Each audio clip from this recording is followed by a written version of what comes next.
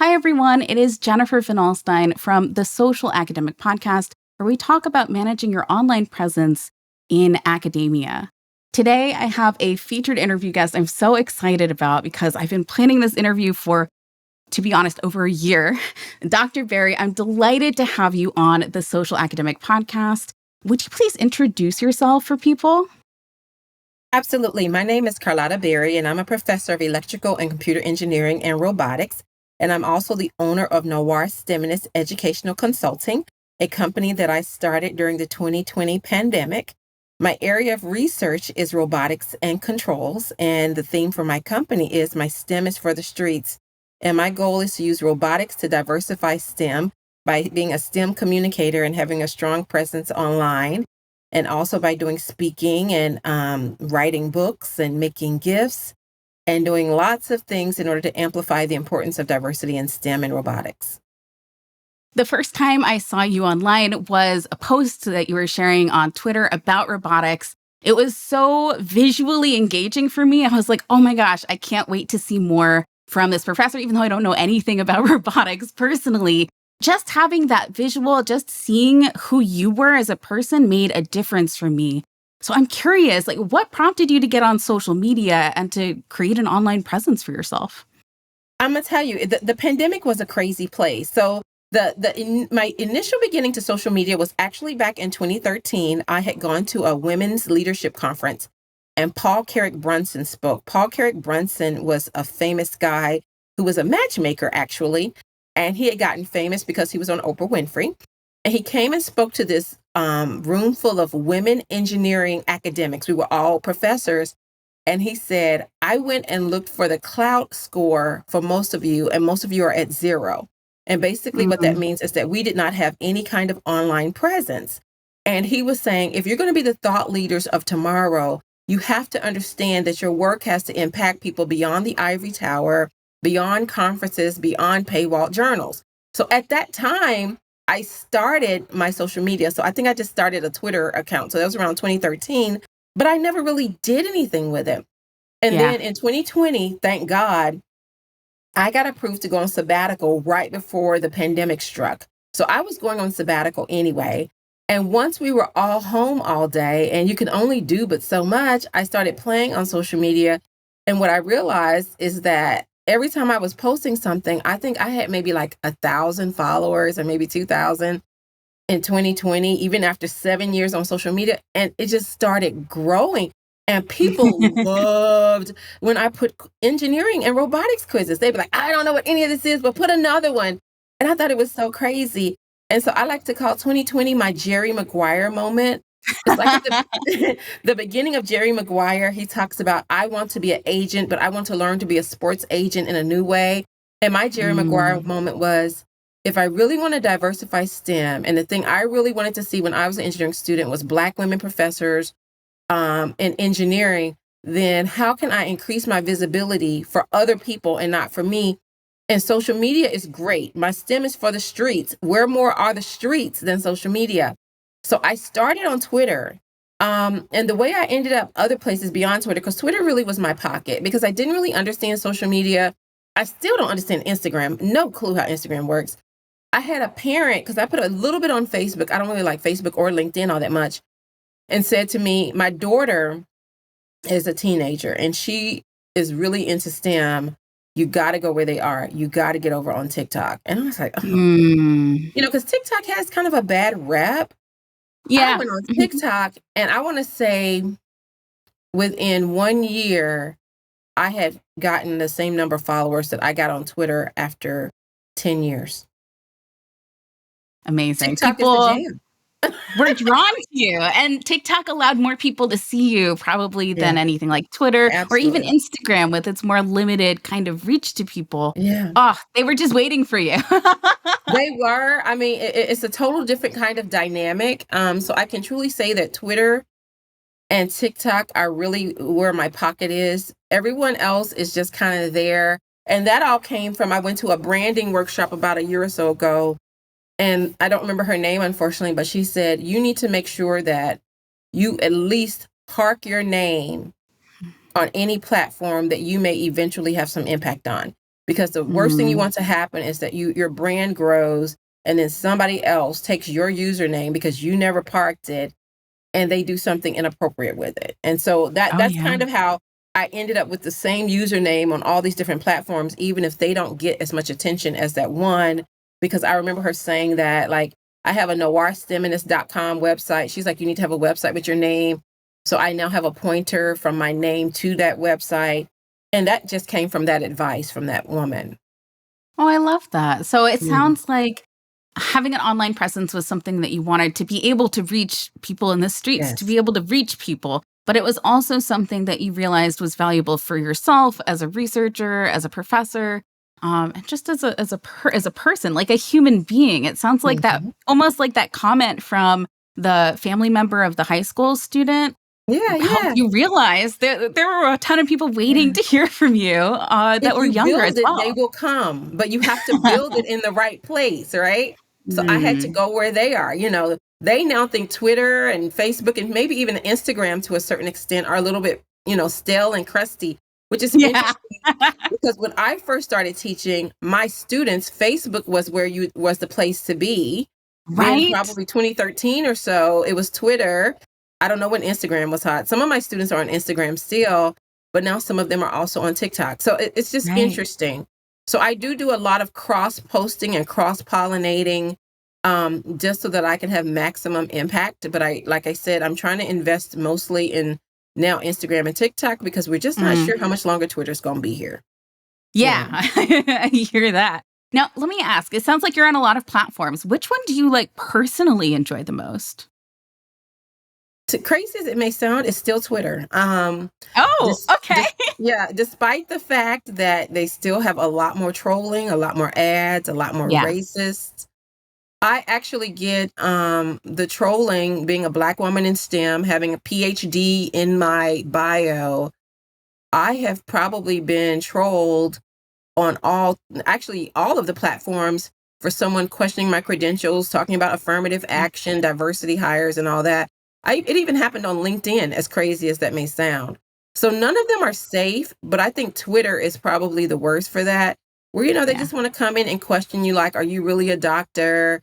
And I'll tell them, yeah, maybe I did get my degree from affirmative action, but I have it. Do you have one? Because yeah, because they Like kind of that expect you, response. right? They kind of expect you to get defensive, like, "Oh my God, somebody gave you a Mhm. chance, so you don't deserve it." I got a chance, Mm. and my mama did not have to cut my face on a lacrosse crew captain to do it. So I mean, you just have to get them. So yeah, I probably get more of that on Twitter than any other platform, but It's I like still to say your I'm a favorite troll despite takedown that. queen. I'm sorry. You're a troll takedown queen. I love that. What do you do to take down trolls? Like, what do you do to protect yourself in these So what they situations? want you to do is to get upset. Mm. But they also want you to block them and run and hide. And depending on if I have a deadline, like I had one when I'm on deadline, like if I have papers due or I got grading to do, I got a lecture to get ready for class, I do block them and move on. If I have a little bit of time in my day, I will gif and meme the teeth out of you. And a lot of times they block me first. And at that point, I'm like, Troll 101, Really? baby, you blocked me. Oh, But yeah, because interesting. and then I noticed that once I start coming back at them, I'll start getting comments like, "But you're a professor. What kind of professor acts like this? How do you think your school would feel? How do you think your boss would feel if they knew?" Okay, first of all, I am tenured and I am a full professor, but a lot of my colleagues follow me on social media as well as my school follows me. So if you are so concerned, feel free to do that. I had someone on TikTok also threaten to screenshot a video or something and send it to my school. I don't believe there's anything I do that anybody at my university really cares about. But if you think that that's going to scare me out of responding to your ignorance, then you got another think coming. Yeah, professors Yeah. are reported all the time for things that happen on social media, even in person, that are recorded Yeah. on video. And their universities often are like, thanks for sending that to us. And then they don't really do anything with it. Like the Yeah. vast majority of the time. I'm sorry to hear that you've gotten so many threats, especially reporting to your employer. I really like your response. It actually sounds like you approach, responding to them from a very empowered place Yeah. of knowing yourself, like knowing who your real friends are and who your real supporters are. Absolutely. That was beautiful. Thanks for sharing that with Thank me. you. I was going to Mm. also say, I know let me tell you when I knew reporting doesn't do anything. There was a guy at a university, and I cannot remember where it was anymore. But he was just tweeting things like, this is why women shouldn't be in STEM and women shouldn't be in the science classroom because they are not smart enough and all of that. I mean, he was saying some horrible misogynistic things about women in STEM. And all of these women scientists and engineers like me underneath were tagging the university, reporting him to the university, et cetera. And eventually the university released a statement. We are aware of the statements of one of our adjunct or endowed or emeritus professors. We have heard you. We've gotten the comments. He's done this for years. You always report. However, we want to make it clear he's emeritus and there's nothing we can do about it. So I'm sitting here like, if this white guy can go on here saying all kind of misogynistic stuff and nothing can happen, then the fact that me promoting diversity in STEM is bothering somebody, then I know nothing's going to happen from that. So you have all of these profiles. It sounds like you've gotten trolled on every platform that you've been on. What prompted you to have so many profiles for different things? Like I get that you went to the branding workshop, but like you don't just have your name, you have Noir STEMinist and I think you have Carlotta Ardell. Is that right for your book as well? Do. Yes. So what happened was also during the pandemic, not only did I launch my company, but I also started writing Black STEM romance novels. I just started brainstorming all the different ways to normalize saying Black. Oh, thank you. Black women in STEM, Black women in engineering. And my mentor, my writing mentor, because it was not an easy transition from technical engineering journal type writing to fictional writing, understanding view, understanding visual writing and all of that. And my writing mentor was like, I think your messages are getting crossed up. I know everything relates back to your primary, but you don't want your romance books getting mixed up with your technical papers. You don't want people going to learn about your books and they're on your professor site. So that was her recommendation to disconnect the two. And so that's why I came up with a pen name, Carlotta Ardell, which is my middle name. So that if you search on that, only the romance books come up. But if you search on my surname, then my textbook will come up or my journal papers will come up, etc. And then that just immediately transitioned to you need to have dedicated websites, channels, etc. for book stuff. So I'm not always the best at it. And I do most of the managing of my stuff, which is why I'm crazy most of the time. But I do try to dedicate, if at all possible, the Carlotta Ardell stuff to the Black STEM romance, Noir STEMinist to the STEMmy stuff, the educator stuff. And then my others, like my personal Twitter or my personal Instagram. And I'm liable to say anything on that one. But I'm not always the best about doing that. But I also had to, at some point, realize I can't do it all. And so I do have a virtual assistant. And nice. She does a little bit of the managing for me, not that much, but she helps a little bit with content creation. But Canva has been a game changer, designing things in Canva and automating posts in Canva. Even though I know it's frowned upon and a lot of people don't I like it. AI art has also been a game changer for me because it's very, very difficult to find little Black girls building robots, little Black girls doing electronics, Black women in research labs.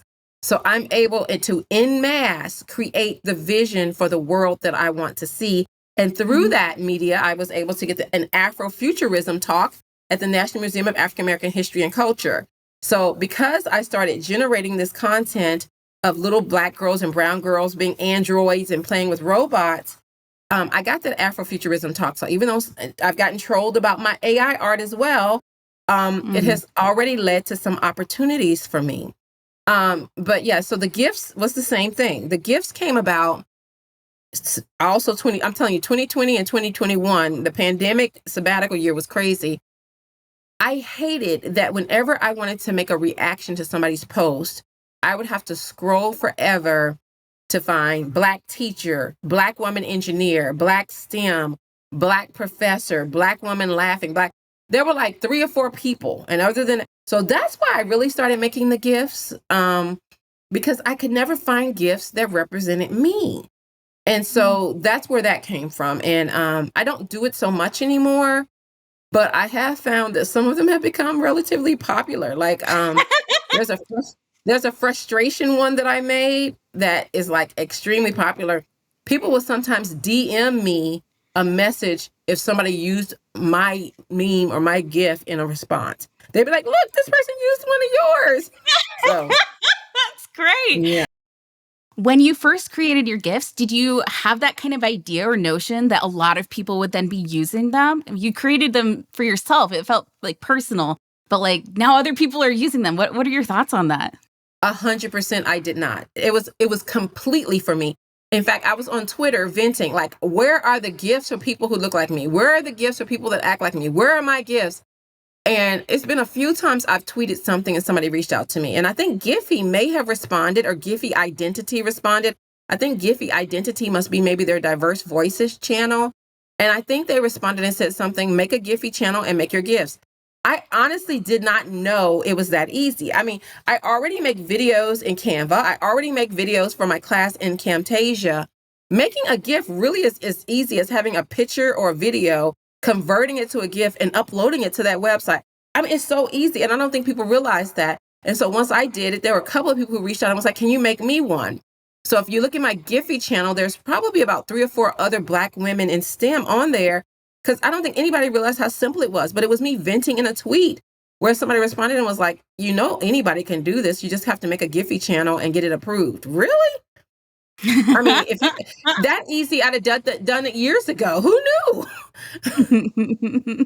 It sounds like a lot. So you've made your own gifts in the past. You have all of these channels. You've got the websites. You do have some support with your assistant, which is amazing. But before we started recording, you actually said like it feels messy. Like it feels like a lot. And so I'm curious, like, what's something like a decision that you've made for your online presence that you probably wouldn't make again? You like wouldn't repeat it or wish you could take it back? I think when people kept saying Twitter was dying and there was a mad rush to other platforms, I probably would have slowed down, because now that I've opened them up, I probably feel kind of obligated to maintain them, even though I don't post a lot. Like I made a post news site. My post news site may have like 5 things on it. I made a Blue Sky site. My Blue Sky may have like 5 or 10 on it. I got on Mastodon. Mastodon is kind of a different kind of place. The format is kind of different. It's kind of weird. And I have a Spoutable. But to be honest, if I would have just slowed down and been like, everybody's making a mad rush for the doors on Twitter, I'm not going, I probably would have made them. One thing I made, and I did reverse this decision, I made a Spill. Spill was the one that was invitation only, and they sent out the little codes. And pretty early on, I got a Spill invitation, and I went on there. And what I did not like is Spill is visual. It's more you post images than words. And so I was over there sharing some of the same kind of content that I share everywhere, because my brand doesn't change just because I change platforms. And I started they were like, you're trolling the timeline. You're spamming the timeline. You don't engage right. You're not doing it right. And for the first time ever, I deleted myself off of a social media account because I felt Spill was a little bit too judgy. And I'm like, if I'm going to be criticized, critiqued, and judged, I can go read my course evaluations at work. And, in my time of relaxation, I don't get on social media to be critiqued and criticized about how I do it. When a troll does it on Twitter, I just slam them down. But when I did it on Spill, this person saying stuff like, I'm trying to educate her. I'm trying to tell her. And then other people started popping in like, well, she just doesn't know. I said, well, I know what I am going to know. I'm about to delete this. That's what I am going to know. And I actually contacted Spill on Twitter and said, I don't think you're ever going to be successful because you're letting the members of your community police the way people engage. And if you don't want people here, just say you don't want people here. But I thought the whole goal for a social media community was to build community. And I was just like, it was just so negative. But similarly with Mastodon, I could post the same engineering professor quizzes and engineering STEM content that I put on Twitter or somewhere else, and people will engage or just click on things or be like, I have no clue. On Mastodon, I have people coming underneath and trying to, well, actually, this is what your question should say, or well, actually, this is how it was almost every time. And I'm like, so it's kind of like interesting to me how you can post the same thing in multiple places and get completely different reactions. Mastodon is not so negative that I'm going to leave it necessarily.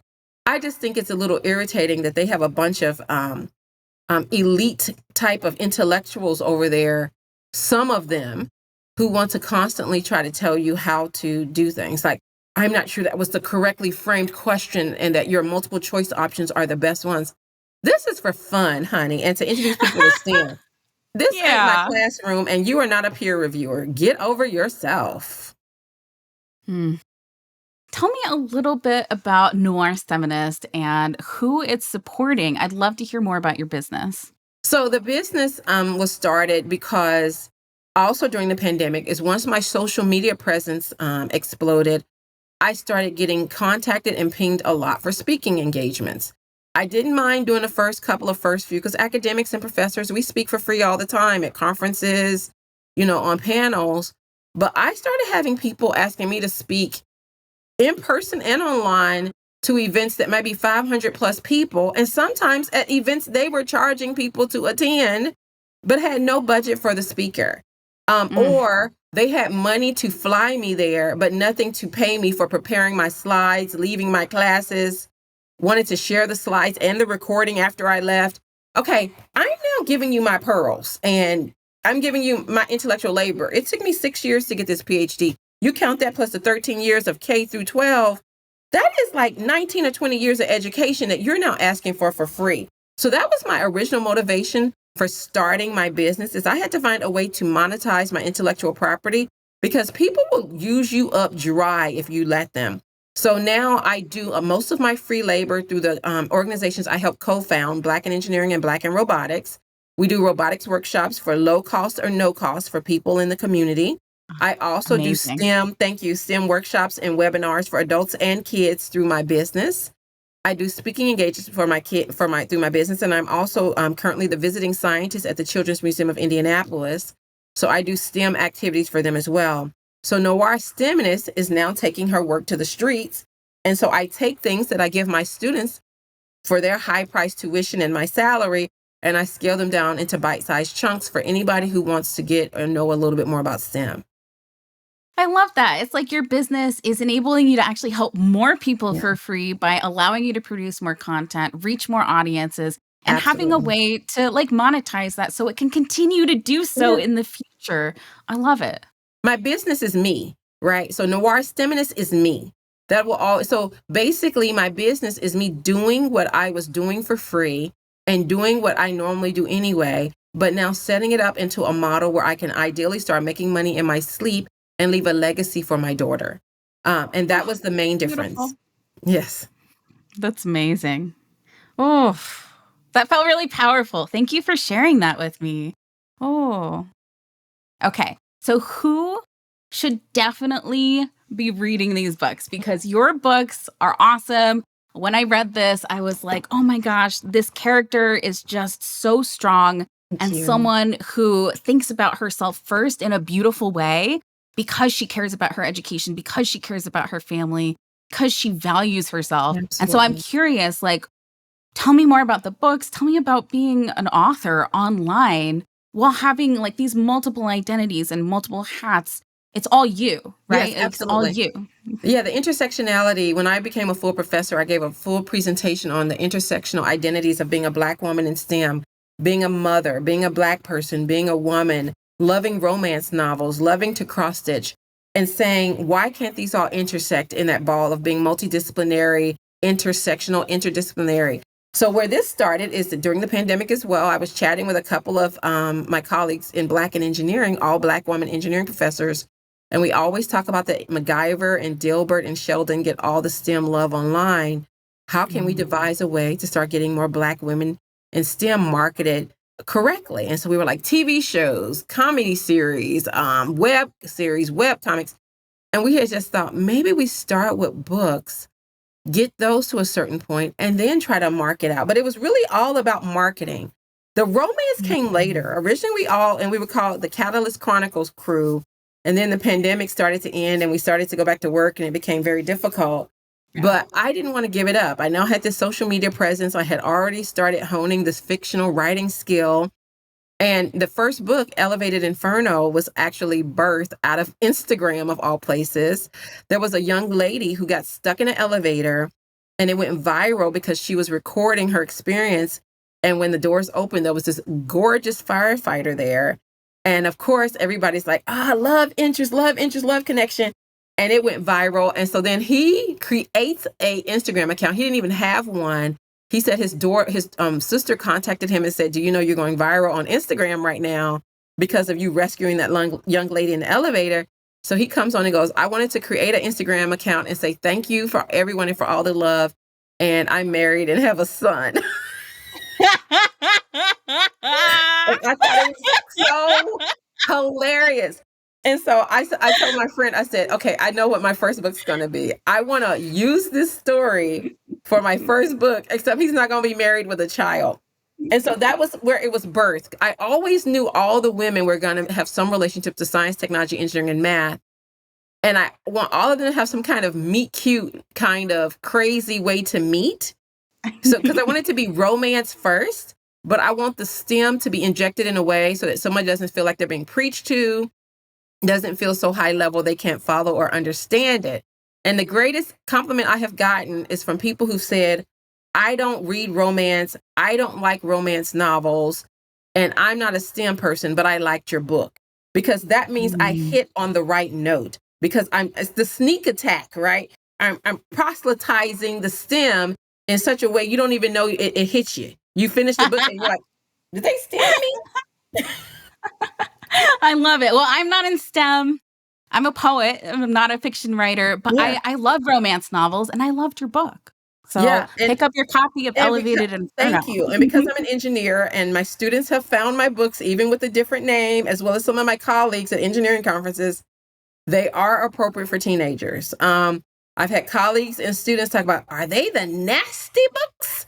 You know, this is not 60 degrees of gray or whatever it's called. These are your high school, run-of-the-mill, 16 plus romance novels. We fade to black. We make, we allude to the scenes, but this is not your ruta to your tuta, because I'm an engineer and an academic and a professor, and my students have found and do read my books. And I can't be talking to them in front of class if, they just done finished reading Steam and Steamy. So. I love that. Well, I was a writer and went to school for writing, and so a lot of my professors wrote some steamy scenes in their books, and it was always a little awkward. So that's very thoughtful of you. Right. Let me ask, what should people know about Chandler's Choice? I want to know about this book as well. So book 2 is Moses. Moses was actually in book 1. He helps Reese connect with Monet on social media in book 1. And book 2 is all about Moses, who's a womanizer and a player. And Chandler is a nursing student. So she's serious about her business. She lost her father some years ago and had a little bit of a detour, but she's on the right track. She's getting her degree. She's about her business. And Moses gives off straight player vibes when she meets him. And she's like, I'm not even trying to go there with him. He's a player, but he's persistent. So eventually she relents, gives him her number, and they start dating. And she tells him, I just don't have time. I don't have time for any foolishness. So if we're going to date, I want to be in a situationship. I'm not even going to put myself out there like that. We know from the very beginning, we're just having a summer fling. We're flinging it. It's all good. But he's great. He's a great guy. Even though he's a player, he's not a dog. So they have a great summer. And at the end of the summer, she goes, I want to try this for real. I want to stop playing at dating and I want to date. And he's just like, you knew what this was. He wasn't ready. Yeah. And so they have a horrible, horrible breakup. It gets really, really ugly. And Chandler walks away and Moses goes, wait a minute. I like her, but she's gone. She's gone. Yeah. And I don't want to give the whole book away, but she goes on with her life. She makes some decisions and does some things in her life. And then some years later, he gets in a motorcycle accident. She's now a visiting nurse. She does like concierge nursing, and he ends up being her nurse. He's bedridden because he's broken his leg all the way completely. And so that's how they come back together. And that's where breaking point comes from. She reached her breaking point when he couldn't settle down with her. He reaches his breaking point when he breaks his leg and she comes back into his life. I love it. I love it. I think you gave a little bit away about the book, but the kind of stuff that's like making everyone gonna want to read it. So I love it. Tell me a little bit about the covers. I know, I think I remember that I saw you used AI art for the covers. because I you did really not. needed. Oh, So you that's did one of my not. challenges. I know, I do presentations on bias in AI, bias in STEM, Yeah. bias in robotics. I have one next week.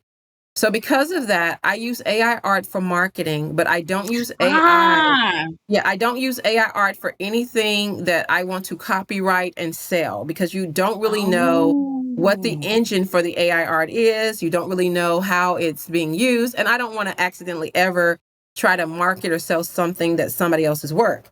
So Mm. on my website, I think any of the AI art, a lot of it I generate is like 50 cents or a dollar, just whatever the work took for me to put it up. But so I use real stock photos for the book covers, and then I hire somebody to put them together. So like the first one my brother did Cool. because he's a graphic artist. The second one is a stock photos, and I just had somebody put it together. That's actually one of the challenges I'm currently having because I also have a children's book series that I'm working on getting out this summer, and So I don't cool. want AI art for it, but because my stuff is so very specific, it's very hard to find stock photos of little kids, black and brown little kids, building robots, playing with robots, etc. It's just not a lot of them. And so I don't want to Mm. do AI art, but I got to find an artist who's reasonably priced because I'm an independent author and publisher. I don't have an agent who I can pay to bring my visions to life. Like I don't mind using the AI art for stuff on social media and showing it off, but all of my books need to have either real artists or real stock photos and stuff. Yeah. Book 3 is actually written as well. I'm hoping to get it out this summer. I'm just so crazy busy. Wow. I need to get it edited right now. But yeah, this book I've now, because I have a writing mentor, I've gone from pandemic taking a year to get a book written. I can now write a book in about 35 days, and then it takes another 2 or 3 months to do the editing, which is where I My am mind's right now. blown. My Yeah. mind is blown. Yeah. That is some work. Wow. Yeah, I it's hard work, but because I'm a professor and busy, I have to Yeah. get the idea and get it out like that or it won't get done. It Mm. took so long the first time because I just didn't know the mechanics of writing. I didn't know how Yeah. fictional book writing. I didn't know how to lay a book out. I didn't know about changing perspective. And if you notice, my books have the male female thing now, the second one. I just didn't know how to do that. And so learning a lot of those things really helped me go faster. The editing is what's slowing me down right now because when I go back to work, it's all about the students, you know? Mm. What's it like to talk about your book online? Do people from your university like know that you write these books? I'm curious about what it's like to embrace both of those identities at the same time. They do, and I love it. I actually, because I was on NPR a couple of weeks ago, one of the young ladies at my school, her parents heard my interview, bought her the books, shipped them to her at school, and she came to my office and had me sign them. And Oh, I think it's really an honor. I had some young ladies who asked to borrow and read the book. And because I didn't want them to keep taking my one copy out of my office, I have talked, my school library has now purchased copies of my books so that if they want to read the romance novels, they can go check it out at the school library. I love it. But yeah, I think it's really important for them to know that I practice what I preach, and that if I say I promote diversity in STEM and all of those things, then your professor has to do more than just spout those things in the classroom. So I tell them all the time, I'm a STEM communicator. I'm a superstar on social media, and then when I'm not here, you know that I'm off doing an interview, or I'm off giving a talk, or I'm off doing something important. Because, sometimes they're like, where are you going? And why are you going all the time? The work I do is important. What I do for you is important. What I do when I'm away from you is just as important. And so helping them to understand that it's important and that I tell them, I'm not like any of your other professors. And I Mm. think that's a good thing. Being the only Black woman engineering professor at my university, the things that I do impact a lot of people. And if I keep all of that in my little box, in my little corner of the world, I'm doing it wrong. I like to say, to whom much is given, much is required. And if I don't let my blessing bless other people, then why do I have it? Mm. Mm. Yeah. Beautiful. Beautiful. Okay, my last question. Yeah. What do you most want people to know about you or remember about you when they find you online? What's that thing that you really want them to bring with them to whatever's next? I want them to know that my passion for diversifying STEM is infectious. And I want it to be so exciting to them that they want to join me on the journey. Whether that's getting some kids excited about STEM, getting themselves excited by STEM, showing some little kid how to program a robot, helping somebody get excited about being creative, being a designer, being innovative, being curious. That's all that there is. Mm, beautiful. Yeah. Dr. Carlotta Berry, it's been amazing to have you on The Social Academic. Is there anything that you'd like to add before we wrap up? No, but just go buy Black STEM Romance, Monet's Moment, Elevated Inferno, Breaking Point, Chandler's Choice. You won't be disappointed. Here's both those books again. Thank Be you. sure to pick up a copy. I will be linking to those in the interview. Thank you. How can people find you online after this? Give me your So there's handles. several ways. Probably the easiest is if you Google me, my Wikipedia is available. That was something else that happened during the pandemic. There was a Wikiathon to get more Black STEM and Black scientists, engineers, and physicians online. And so we did it through the National Museum of African American History and Culture. One day we had a Wikiathon and we were all going to go make Wikipedia pages. I was going to make a page for somebody. They were going to make a page for me. Imagine our shock when we went to Wikipedia and somebody had already made me a page. I have no idea who did it. So this was March of 2021, and somebody had made me a page back in September of 2020, and I didn't even know it. Wow. And so I'm going on there. So I made other people's wiki pages because once again, you pay it forward. But I don't have any idea who made my Wikipedia page. It's crazy. That's beautiful. But yeah, so really Googling, if you just put in my name, things come up. But probably the easiest is Noir STEMinist. And I actually purposely selected that word because I wanted it to be something that wasn't a common term because I was able to trademark it. And also because of that, if you type that in, everything that comes up is me. So noirstemminist.com is, and also DRCA Berry on most social media. Noir STEMinist is on Twitter and Instagram and Facebook. And then there's author Carlotta Ardell as well as on Facebook and also my website. Amazing. Well, Dr. Berry, thank you so much for joining me on The Social Academic. And thank you to everyone who's been listening to this interview. Go and pick up a copy of Elevated Inferno or Breaking Point, Chandler's Choice. And be sure to follow Dr. Berry on social media. Her videos and posts are amazing and you will not regret it.